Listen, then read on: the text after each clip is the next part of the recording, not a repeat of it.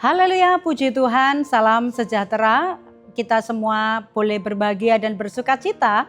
Hari ini kita akan kembali belajar bersama-sama tentang kebenaran firman Tuhan dalam Renungan 79 hari ini. Resilient, tangguh dalam Tuhan. Untuk menjadi orang-orang yang tangguh di dalam Tuhan, kita perlu firman Tuhan yang terus menguatkan dan mengokohkan kita. Mari hari ini kita tetap dengan 365 hari yang mengubahkan. Hari ini kita sampai pada bacaan kita di dalam Markus pasal yang ke-8. Saya akan mengambil dan baca di bagian ayat 14 dan 15. Demikianlah bunyi firman Tuhan. Kemudian ternyata murid-murid Yesus lupa membawa roti, hanya sebuah saja yang ada pada mereka dalam perahu. Lalu Yesus memperingatkan mereka, katanya, "Berjaga-jagalah dan awaslah terhadap ragi orang Farisi dan ragi Herodes." Puji Tuhan, saya memberikan tema dalam renungan hari ini, yaitu ragi. Observasinya, tokoh di dalam bacaan ini ada Yesus dan juga murid-muridnya. Latar belakangnya adalah perbincangan Yesus dan murid-murid di atas perahu sementara mereka mengadakan perjalanan menuju kota Betsaida. Ya. Lalu isi perbincangan itu adalah Yesus mengingatkan kepada murid-murid untuk waspada terhadap ragi orang Farisi dan ragi Herodes. Mari kita sama-sama menginterpretasi pembahasan kita. Ragi adalah bahan pengembang adonan kue, di mana ragi itu fungsinya supaya kue itu tidak keras, kue itu tidak bantat, ya, tetapi dapat mengembang dengan bagus, di mana ketika ragi itu ditaruh dalam sebuah adonan, maka seluruh adonan itu akan dipengaruhi dengan kekuatan untuk membuat adonan itu akan menjadi mengembang, ya. Dan ragi itu ketika dia mempengaruhi seluruh adonan, maka adonan itu akan menjadi sebuah adonan yang empuk, ya, karena mengembang. Nah, kalau ragi di dalam Alkitab ini adalah merupakan simbol dosa atau pengaruh yang buruk. Memang kalau ragi dalam hal pembuatan kue itu adalah untuk mengembangkan, ya, untuk membuat adonan itu roti akan menjadi empuk, ya. Yang kita bicarakan di sini adalah tentang pengaruhnya, ya. Ragi di dalam Alkitab ini adalah pengaruh yang buruk atau simbol tentang dosa. Jadi kiasan tentang ragi ini adalah menggambarkan sesuatu yang kecil, tersembunyi, tetapi memiliki daya ubah yang sangat kuat. Dan juga menyebarnya itu tidak terlihat namun pasti, ya. Baik itu untuk kebaikan maupun untuk keburukan atau dosa. Itu sebabnya peringatan Yesus mengenai ragi orang Farisi dan ragi Herodes adalah merupakan bentuk kepedulian Yesus terhadap murid-muridnya. Karena selama murid-muridnya itu bersama-sama dengan Yesus, Yesus sudah mengajarkan tentang hal-hal yang baik, tentang pelayanan yang baik, bagaimana memperhatikan sebuah pelayanan atau jiwa-jiwa yang memerlukan pelayanan, ya. Nah, itu sebabnya begitu Yesus memiliki kepedulian terhadap murid-muridnya, harapannya Tuhan Yesus adalah murid-muridnya tidak terkontaminasi dengan ragi Herodes ataupun ragi orang-orang Farisi yang bersifat hal-hal yang buruk yang dapat merusak hal-hal yang baik yang sudah ditanam oleh Yesus, ya, bersama dengan muridnya. Nah, ragi Farisi pengaruh buruk tentang kemunafikan. Bagaimanakah kehidupan orang-orang Farisi? Mereka hanya bisa mengajar tetapi tidak bisa melakukan. Mereka menunjukkan sebagai orang yang beragama tetapi mereka sendiri tidak dapat melakukan bagaimanakah melakukan kehidupan atau aplikasi keagamaan itu sendiri yang sesungguhnya.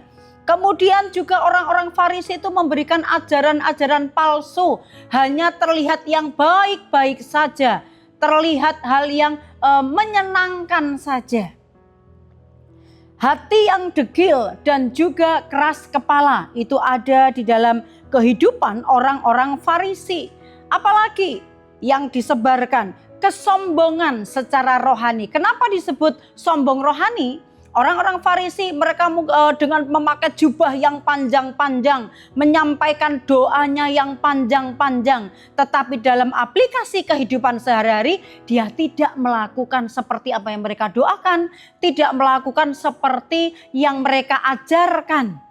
Nah, ini yang harus diwaspadai oleh murid-murid, yang diingatkan oleh Yesus kepada murid-murid waktu itu. Kemudian ragi Herodes, ya. Ragi Herodes ini apa? Pengaruh buruk tentang keduniawian. Segala sesuatu diukur dengan keinginan-keinginan duniawi. Ambisi kekuasaan, takut disaingi oleh orang lain.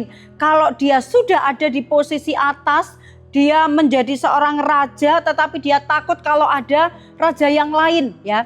Kemudian dia juga takut tersaingi oleh orang yang mungkin lebih hebat dari dirinya. Juga tentang keburukan amoralitas. Bagaimana kehidupannya tidak pernah memperhatikan orang lain itu harus diperhatikan seperti apa, diperlakukan seperti apa, ya. Moralnya rusak.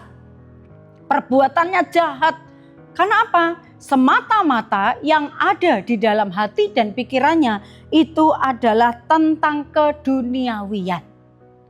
Bagaimana apabila itu sampai menyebar kepada orang-orang yang sudah menerima kebenaran, sudah menerima Injil daripada Tuhan? Nah, kita melihat di sini apa yang dilakukan oleh Herodes atau ragi Herodes, melambangkan bahayanya kompromi dengan dunia yang dapat merusak iman, yang dapat merusak perjalanan rohani anak-anak Tuhan. Nah, peringatan Yesus akan hal ini tentunya adalah waspada. Karena sikap seperti ini, hal-hal yang buruk seperti ini dapat menyebar dengan cepat dan dapat mempengaruhi dengan cepat. Sepertinya tidak terlihat, tetapi seperti ragi, cara kerjanya tidak terlihat, namun cepat sekali menyebar dan mempengaruhi. Kita belajar juga Bapak Ibu bahwa sebagai orang-orang yang percaya kepada Tuhan, umat-umat Tuhan, ya. Kalau Yesus memperingatkan ini kepada murid-muridnya, termasuk kita sebagai pembaca, murid-murid Yesus, pengikut-pengikut Yesus yang percaya kepada Yesus, kita juga harus waspada terhadap ragi Farisi. Mungkin sekarang kita tidak berjumpa dengan orang-orang Farisi, tetapi roh Farisi itu banyak terjadi. Kepalsuan itu terjadi. Ajaran-ajaran palsu banyak sekali terjadi di media sosial yang mungkin tanpa kita sadari, oh khotbahnya bagus, oh ajarannya baru. Tetapi ketika itu melenceng dari Alkitab, maka itu akan menyesatkan iman kita. Mulai menggoyahkan kita. Itu yang dikatakan Yesus, waspadalah ragi Farisi, ya. Keras kepala, sombong rohani, hati yang degil, tidak mau percaya, itu adalah ragi Farisi. Herodes memberikan ragi Herodes pengaruh buruk tentang keduniawian. Segala sesuatu pikirannya terus tertuju kepada hal-hal duniawi. Hatinya terus tertuju kepada perkara-perkara duniawi. Ya, ini dapat merusak hati yang tadinya sudah memiliki kebenaran, memiliki firman Tuhan. Dan hal ini juga dapat menjauhkan manusia dari kebenaran. Kalau kita belajar, gereja kita di bulan Februari ini memiliki tema besarnya adalah ikat pinggang kebenaran. Kalau kebenaran dijadikan seperti sabuk, ikat pinggang, mengencangkan, terus menjadikan kita kokoh, maka apapun yang ditawarkan dunia, kita dapat kokoh dan bertahan, tidak akan terpikat olehnya. Mengapa kita harus berikat pinggangkan kebenaran? Adalah supaya kita tidak mudah terhasut, supaya kita tidak mudah menerima begitu saja dengan penyebaran ragi-ragi dosa. Baik ragi Farisi maupun ragi Herodes itu bisa menarik hati anak-anak Tuhan untuk menyimpang dari kebenaran. Tetapi itu sebabnya kenakan selalu ikat pinggang kebenaran, dikatakan ya. Efesus 6 ayat 14. Jadi berdirilah tegap. Orang yang siap berperang berdiri tegap. berikat pinggangkan kebenaran. Saya percaya firman Tuhan yang kita dengar terus itu akan menguatkan kita tetap berikat pinggangkan kebenaran. Ragi keburukan itu datangnya bisa dari teman dekat, bisa dari lingkungan yang terus bisa mempengaruhi kita, bisa dari apa yang kita dengar, juga bisa datangnya dari apa yang kita tonton. Yang lama-kelamaan bisa menggeser yang seharusnya kebenaran melekat sebagai ikat pinggang karena kita terus-menerus dekat dengan orang-orang yang kafir, ya, orang-orang yang merusak cara pandang kita, merusak pikiran kita, merusak hati kita dengan kebiasaan-kebiasaan mereka. Dengan pengaruh-pengaruh mereka yang hanya selalu tertuju kepada dunia. Tapi kita mau waspada, berdiri teguh, tegap, berikat pinggangkan kebenaran. Jangan sampai kebenaran itu digantikan oleh apapun juga.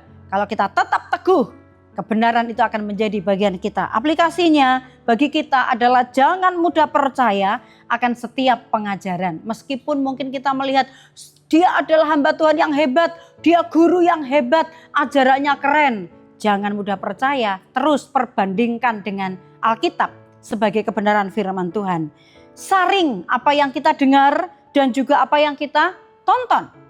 Jangan biarkan pengaruh buruk meracuni dan mempengaruhi kemurnian iman kita. Mari kita terus bertumbuh dengan kekuatan firman. 1 Korintus 5 ayat 6-8. Kemegahanmu tidak baik. Tidak tahukah kamu bahwa sedikit ragi mengamiri seluruh adonan? Buanglah ragi yang lama itu supaya kamu menjadi adonan yang baru. Sebab kamu memang tidak beragi. Sebab anak domba Paskah kita juga telah disembelih, yaitu Kristus. Karena itu marilah kita berpesta bukan dengan ragi yang lama, bukan pula dengan ragi keburukan dan kejahatan, tetapi dengan roti yang tidak beragi, yaitu kemurnian dan kebenaran. Kita adalah orang-orang yang sudah disucikan, dimurnikan, ditebus oleh domba Paskah yaitu Kristus. Maka kita sudah menjadi adonan yang baru, mari terus pertahankan itu. Yaitu kita senantiasa memiliki roti yang tidak beragi yaitu firman Tuhan. Yang terus mengajarkan kemurnian dan kebenaran supaya hidup kita tetap tinggal di dalam kebenarannya Allah. Haleluya, puji Tuhan. Tuhan memberkati kita senantiasa, memberkati Bapak Ibu yang setia. Terima kasih buat kesetiaan Bapak Ibu mendengarkan Renungan 79 setiap harinya. Dan apabila Bapak Ibu diberkati ingin menyampaikan sebuah kesaksian atau pokok-pokok doa tertentu, Bapak Ibu dapat menyampaikannya melalui chat WhatsApp 0813 274 20088. Mari kita saling mendukung, saling mendoakan, bertumbuh bersama-sama menjadi orang-orang yang tangguh di dalam Tuhan. Kita sambut firman Tuhan ini dengan berdoa. Terima kasih Tuhan, Engkau Allah yang sangat baik, selalu baik setiap hari. Berkati kami umat-umat-Mu keluarga besar GPDI LCD Magelang untuk kami terus mencintai firman-Mu sehingga firman-Mu itu hidup dan menjadi rema dalam setiap kehidupan kami. Berkati setiap umat-umat-Mu yang mendengar Renungan 79 ini diberkati dan dikuatkan senantiasa oleh kebenaran firman Tuhan. Tuhan, Engkau baik, kasih setiamu untuk selama-lamanya dan kesetiaan-Mu tetap turun-temurun.